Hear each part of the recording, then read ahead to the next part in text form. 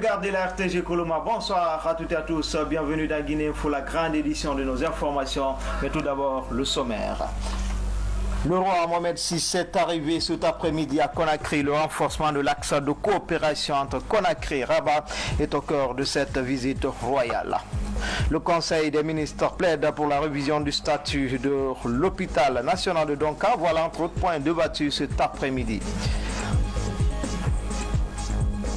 Enfin, le Sili national est arrivé cet après-midi aussi à Lusaka, c'est en Zambie. C'est pour la CAN Junior 2017. La Guinée rentre à liste, joue son premier match ce dimanche face au pays organisateur. Voilà pour le titre encore une fois. Bonsoir à toutes et à tous. Bienvenue dans Guinée Info. L'actualité reste dominée par la visite cet après-midi du roi Mohamed VI qui est arrivé cet après-midi donc à Conakry. À sa descente d'avion, il a été accueilli par le chef de l'État, professeur Alpha Condé. C'est le chef de l'État, professeur Alpha Condé, qui a accueilli son hôte de marque, Sa Majesté le roi Mohamed VI, à sa descente d'avion. C'était en présence du Premier ministre, chef du gouvernement et le gouverneur de la ville de Conakry. Après l'exécution de l'hymne du Maroc et celui de la Guinée, Sa Majesté le roi Mohamed VI et professeur Alpha Condé passeront ensuite en revue des troupes rendant des honneurs militaires avant de serrer les mains des officiers supérieurs des forces armées guinéennes. Les présidents des institutions républicaines, le haut représentant du chef de l'État, le chef de file de l'opposition, les membres du cabinet de la présidence de la République, les membres du gouvernement, les corps diplomatiques et les représentants des organisations internationales ont été également salués par le roi Mohamed VI. Cette seconde visite de Sa Majesté le roi Mohamed VI en Guinée permettra de signer plusieurs conventions liées notamment à la coopération relative au projet d'assainissement liquide de la ville de Conakry, deux autres accords relatifs à deux projets agricoles, une convention pour la réalisation d'un projet d'aménagement hydro-agricole d'une superficie de 200 à 300 hectares. Un autre mémorandum d'entente en matière d'assistance technique sera également signé par les ministres de l'économie et des finances de la Guinée et du Maroc. C'est dire tout l'intérêt de cette visite du roi Mohamed VI à Conakry. Depuis juillet 2016, le roi Mohamed VI a signé 113 accords avec les pays africains. C'est qu'on appelle la diplomatie du chéquier de Mohamed VI avec ses nouveaux amis africains. Demain vendredi, le roi Mohamed VI et professeur Alpha Condé vont s'acquitter de leurs devoirs religieux à la mosquée Al-Sunna wal Al-Jama de Koléa dans la commune de Matam avant d'entamer la visite des différents sites de la capitale. Sa Majesté le roi Mohamed VI doit quitter la capitale guinéenne demain en début de soirée pour la Côte d'Ivoire. Descente d'avion, le roi Mohamed VI a été accueilli par une population alliée à l'aéroport de Conakry. Elle a exprimé sa joie d'accueillir le roi du Maroc. Thierno Ousmane Diallo nous signe ce reportage.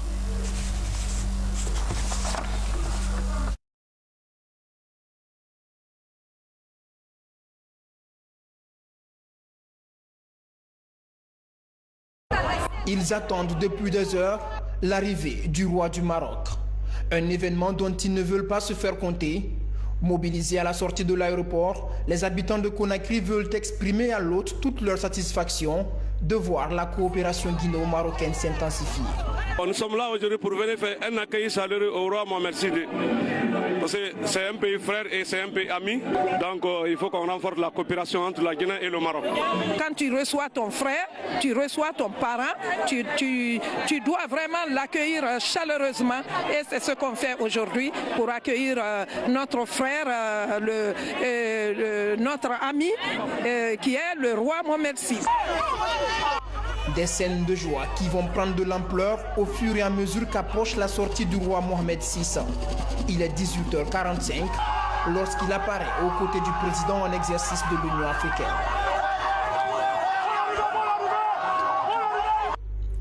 La solidarité dont a fait montre le royaume chérifien envers la Guinée alors que le pays était frappé par l'épidémie Ebola, les opportunités de formation offertes aux Guinéens sont autant d'éléments qui justifient la dimension de cet accueil.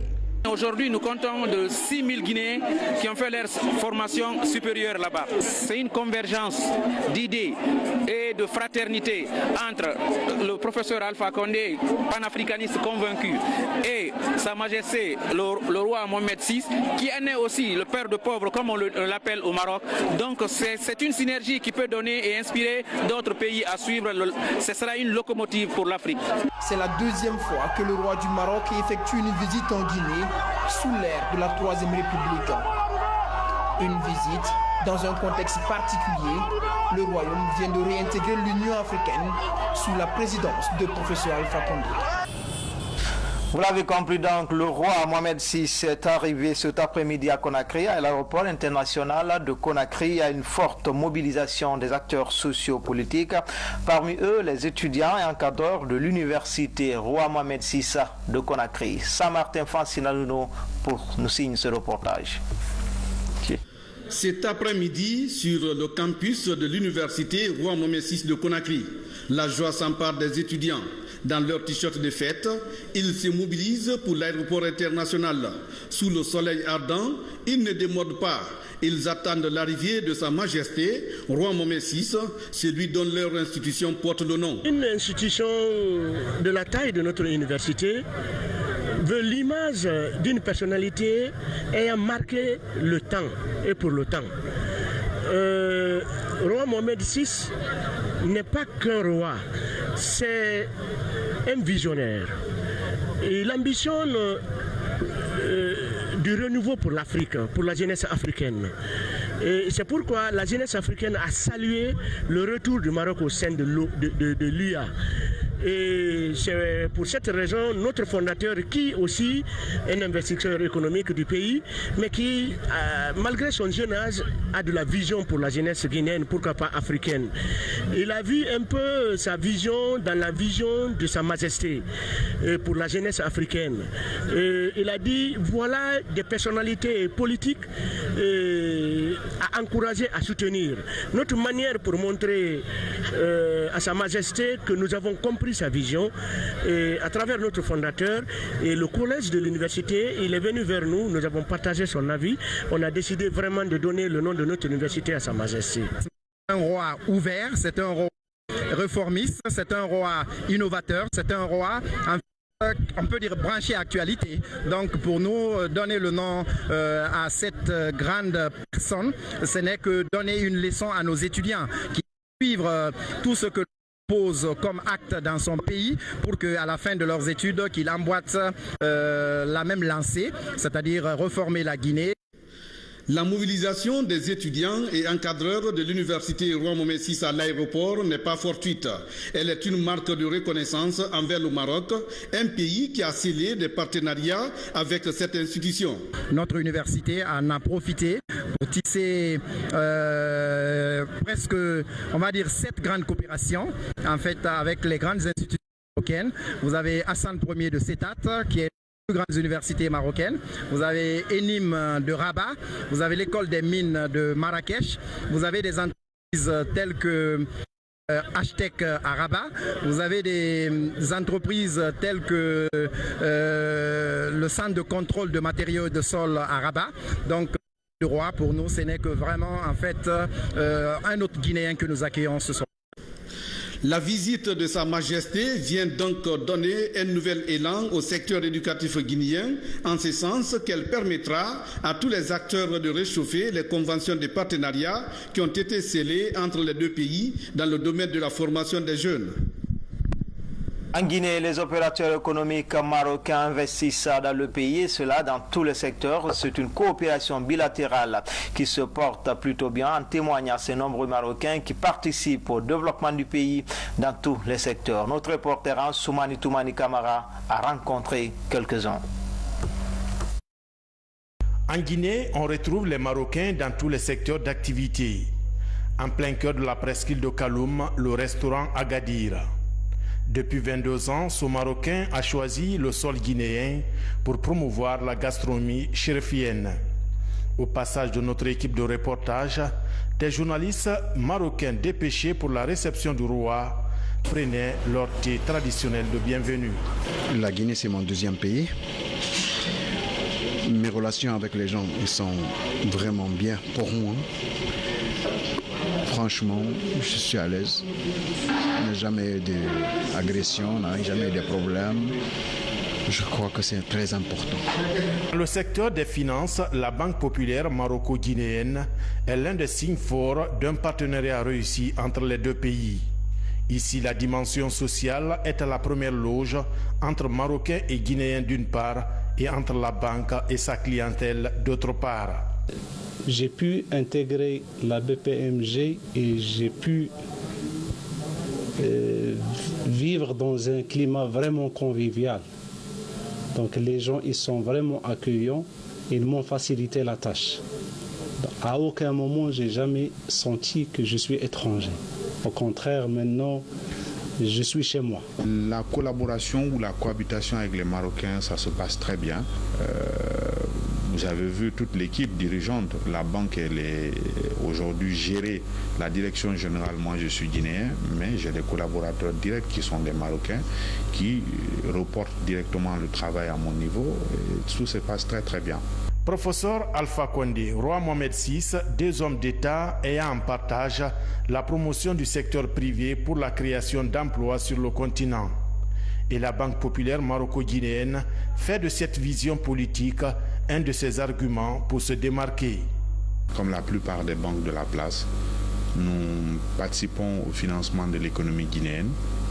Ces dernières années surtout, nous avons beaucoup financé des projets d'État avec la confection des routes, avec EDG pour l'électricité et des petits clients aussi que nous ne négligeons pas. Donc depuis 25 ans, c'est ce que nous faisons.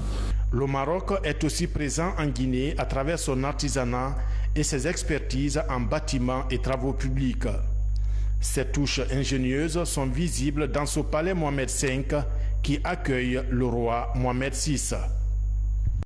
Le partenariat entre le Maroc et la Guinée affiche des résultats sur le plan industriel. Les moulins d'Afrique est l'une des réalisations de cette coopération.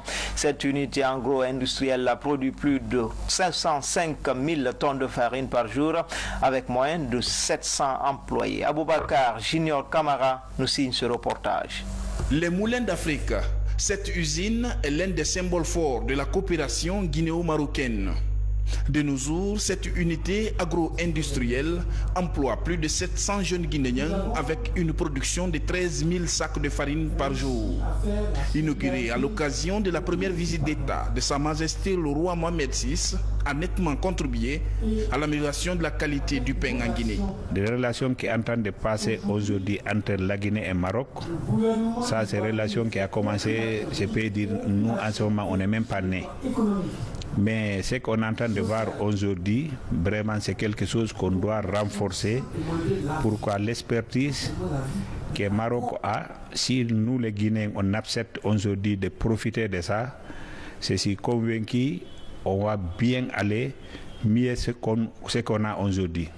Avec une expertise marocaine, le promoteur de cette unité agro-industrielle se propose de participer à la formation professionnelle des ouvriers guinéens. Aujourd'hui, les soucis de la Guinée, nous par exemple, on a une industrie, mais comme on importe les matières premières, c'est la même chose aussi qu'on importe les main-d'œuvre. On n'a pas de main-d'œuvre qualifiée. Il faut que l'État guinéen encourage, il pousse les gens à aller dans les écoles professionnelles. Fruit de la coopération guinéo-marocaine. Avec près de 10 millions de visiteurs en 2010, le Maroc a un palmarès élogieux dans le domaine du tourisme. Récemment, sous la bannière de la Royal Air Maroc, des agences de voyage de la Guinée et du Mali se sont mises à l'école de l'expertise du royaume chérifien dans un esprit de partenariat gagnant-gagnant. Explication, Fodi Camara. Ensemble avant d'être avec les autres. Ce slogan prouve l'offensive du Royaume du Maroc vers l'Afrique. À l'échelle continentale, ce pays du trio de tête dans le domaine touristique ouvre ses portes aux agences de voyage de la Guinée et du Mali. Une plateforme d'échange d'expériences où l'artisanat occupe une place de choix. Un secteur revitalisé par une politique de promotion tous azimuts.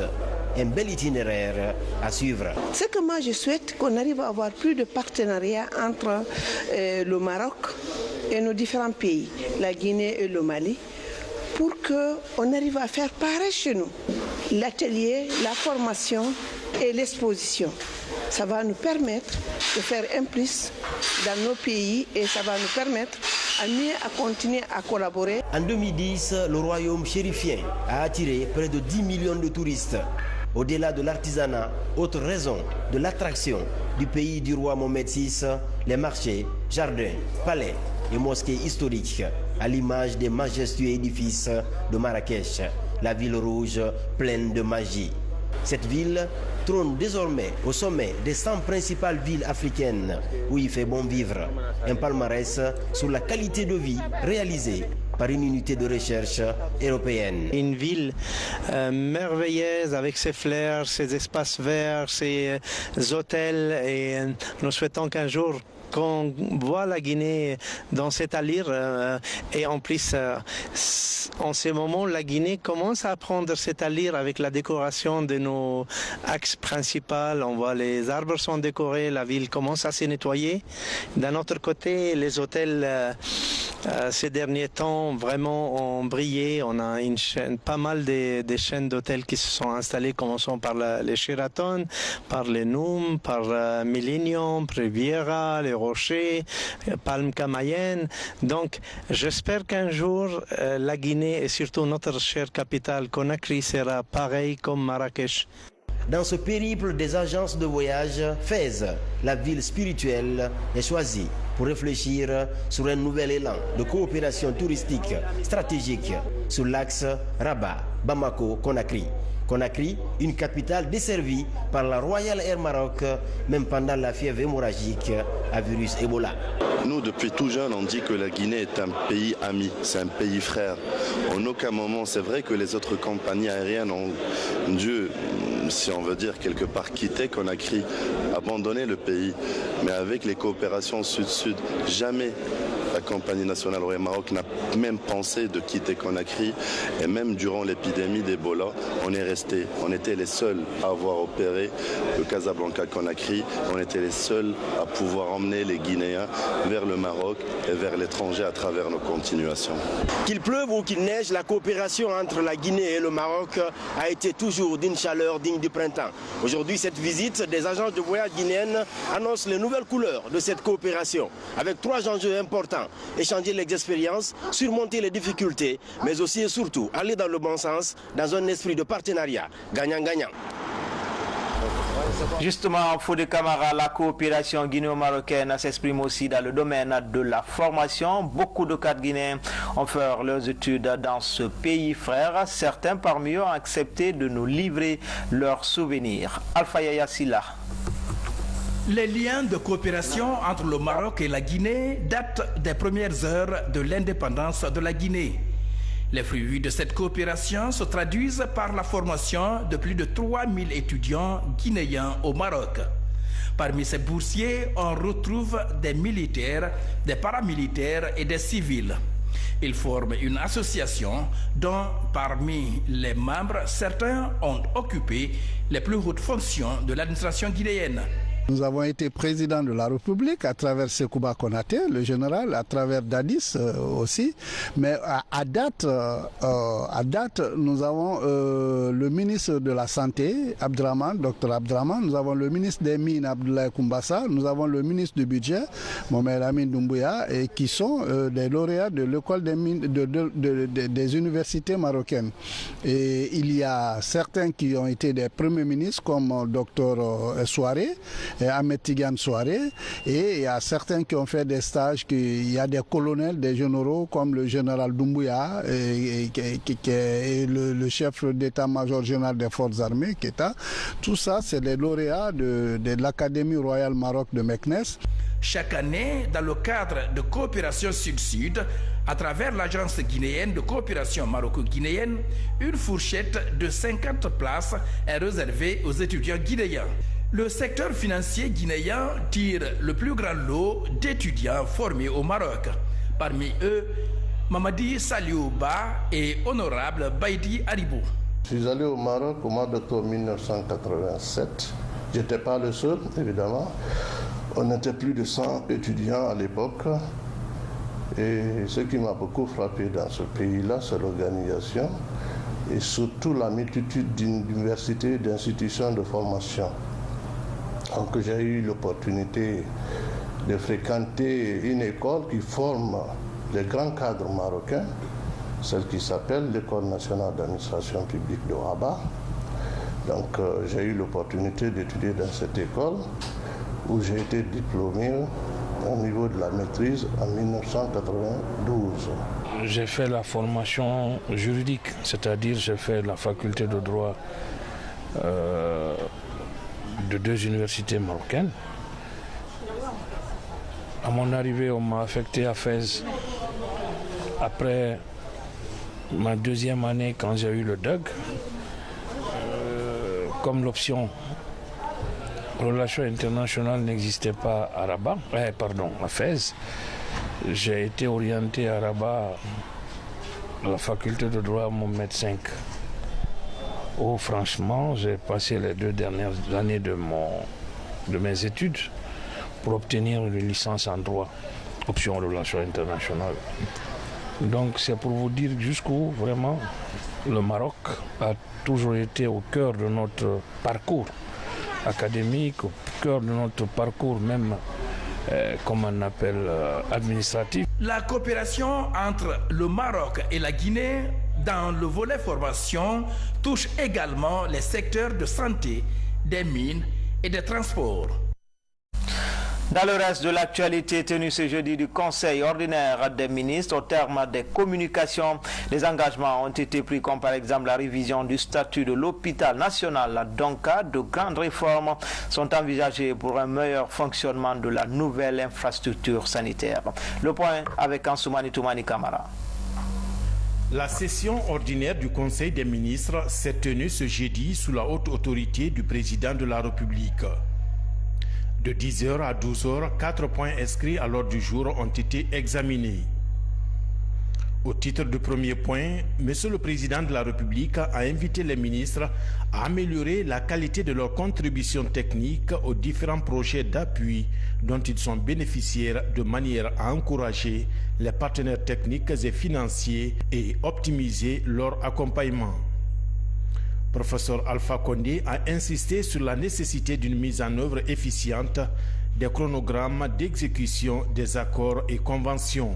Le chef de l'État a instruit l'ensemble des départements concernés à faire le point sur l'évolution de leurs accords avec leurs partenaires marocains et à finaliser les conventions qu'ils doivent conclure lors de la visite de Sa Majesté le Roi du Maroc.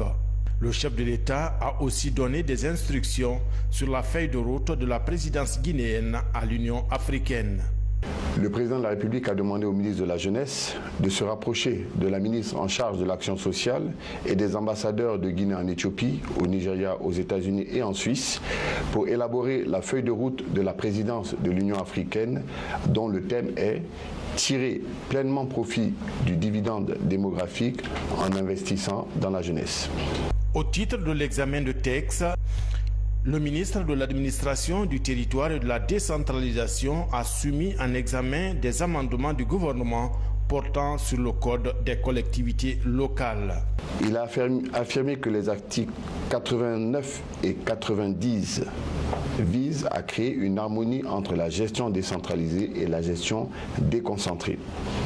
Cette adéquation, qui est indispensable à tout développement de l'administration, requiert de conférer aux collectivités un statut juridique définissant les modes d'appropriation par les élus locaux des objectifs de développement. Il a rappelé que le présent projet de loi s'inscrit dans le cadre du processus de réforme politique et institutionnelle à grande échelle amorcé dans le sillage de la Constitution de la République de Guinée adoptée en 2010. Au terme des débats, le Conseil a recommandé l'approbation des amendements portant sur le Code des collectivités. Au titre des communications, le ministre de la Santé a donné de larges informations sur le projet de restructuration de l'hôpital national Donka. Selon lui, cet hôpital en chantier sera rendu au gouvernement guinéen au plus tard en novembre 2017. Sa capacité d'accueil est de 634 lits répartis entre 28 services d'hospitalisation avec un plateau technique moderne comprenant des services de laboratoire, d'imagerie médicale, d'anatomie pathologique, une centrale de production d'oxygène et 15 salles opératoires.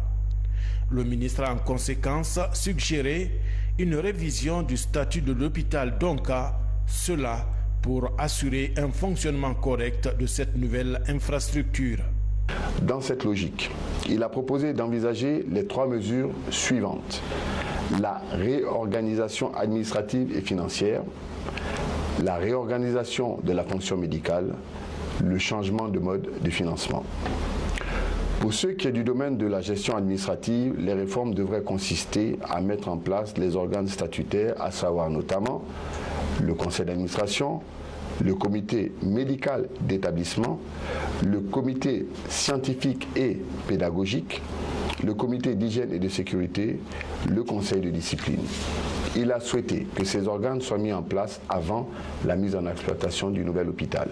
Au cours des débats, les observations essentielles ont porté sur la nécessité d'élargir la restructuration sur l'ensemble des hôpitaux du pays, la réflexion sur le rôle de la protection sociale et de l'assurance maladie dans la gestion de l'hôpital et les critères de changement du mode de sélection et de nomination des membres de la direction générale ainsi que le mode de gestion conformément à la loi 075 portant gouvernance financière des sociétés et établissements publics en République de Guinée. Au terme des débats, le Conseil a recommandé le soutien du gouvernement et demandé l'approbation des réformes.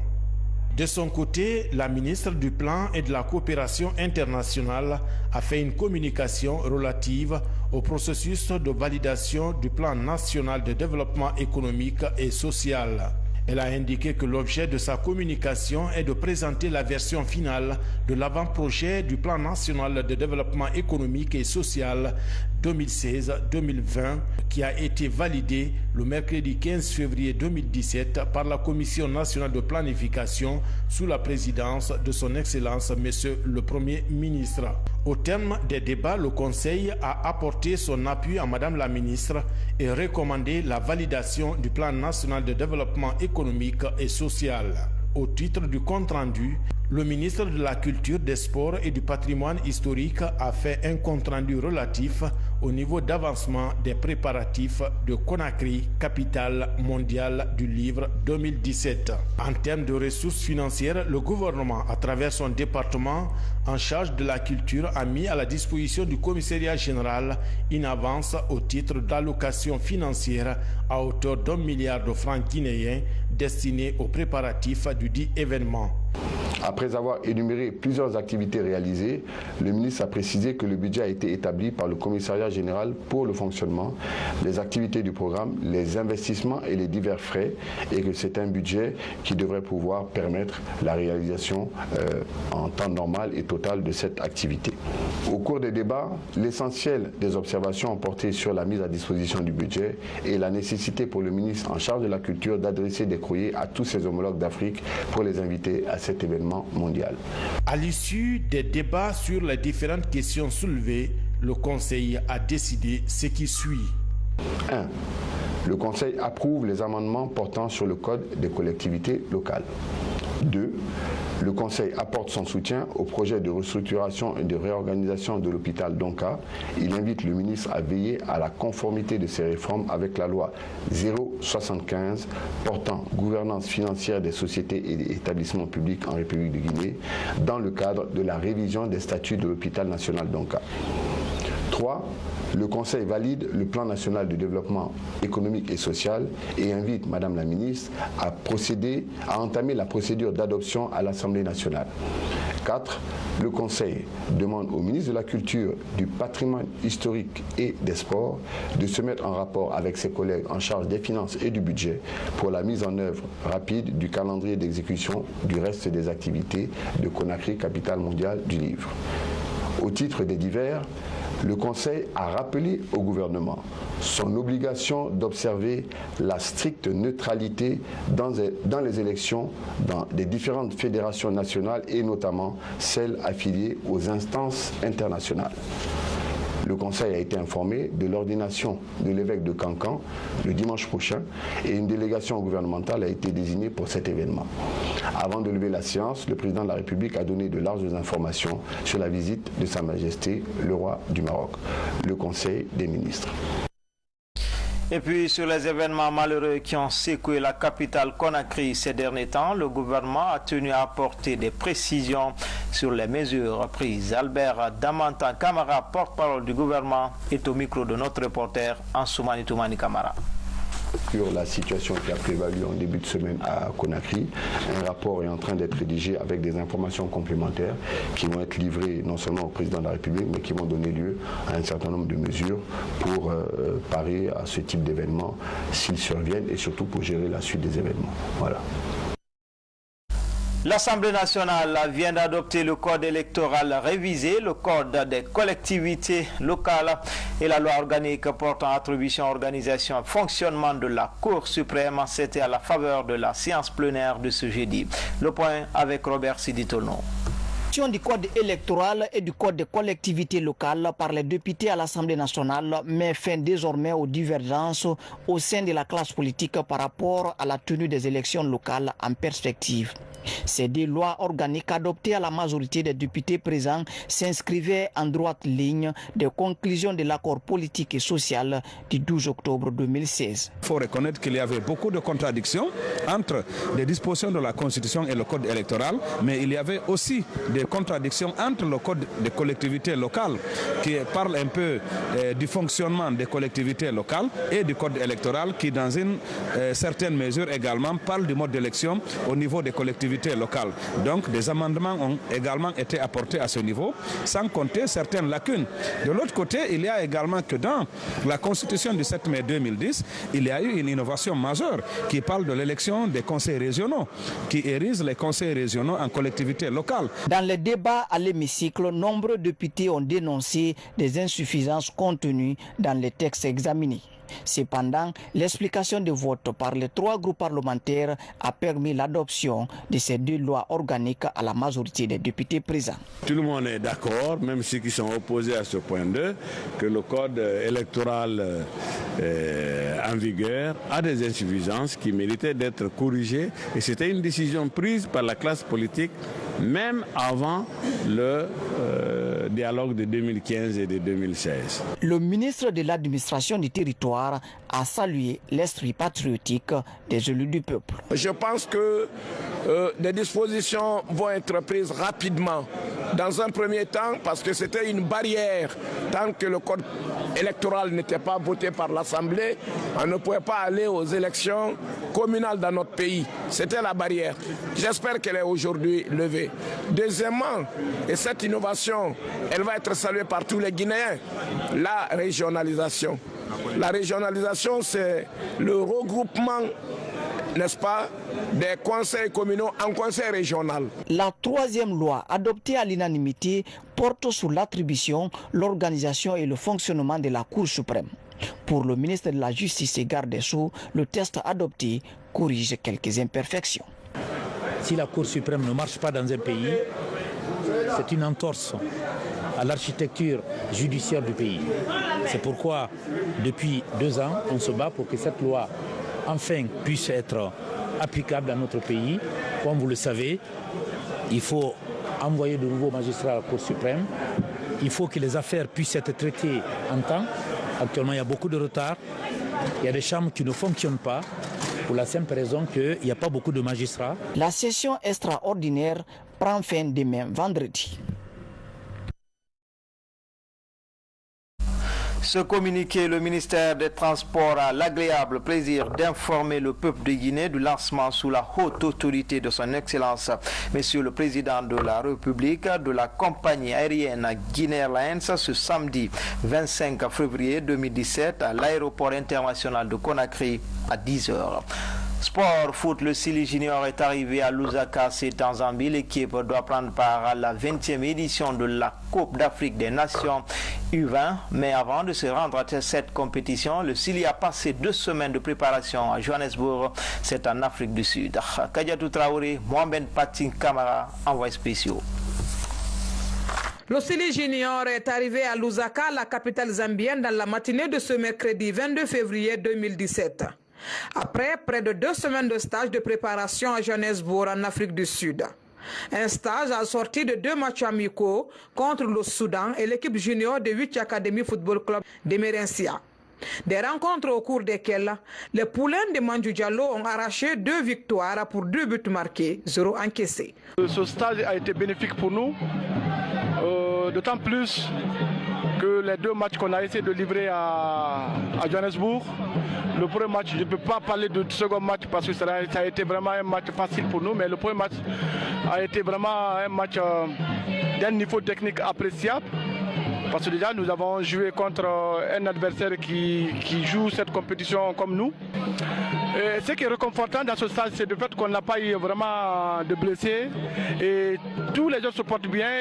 Et je pense bien que parmi les 21 joueurs sélectionnés, on n'a pas d'abord enregistré un cas de maladie, à plus forte raison, un cas de blessure. Pour mieux permettre à cette équipe nationale guinéenne à se sentir à l'aise dans cette compétition, le ministère en charge des Sports a diligenté son DAF à Lusaka, le QG de la poule A, poule de la Guinée, afin de régler tous les problèmes qui sont de leur ressort. Depuis que je suis là, toutes les dispositions ont été prises du côté de Lusaka ici, notamment la logistique, l'hôtel pour l'hébergement de cette équipe nationale de Guinée. Il faut qu'on supporte notre équipe. Nous sommes Guinéens, nous sommes connus comme Guinéens dans ce pays. Il faudrait que nous supportons notre équipe pour que nous puissions aller jusqu'à la finale. Le Sili Junior a déjà pris son quartier général dans un hôtel 4 étoiles avec tout le confort dû à son statut de représentant national.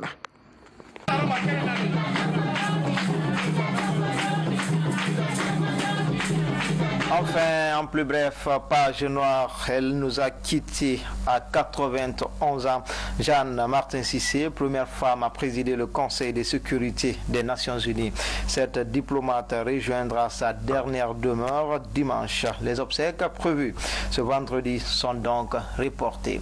C'est la fin de cette édition d'information. Grand a été le plaisir pour moi de vous servir. Bonne suite de programme sur les antennes de la télévision nationale. Merci.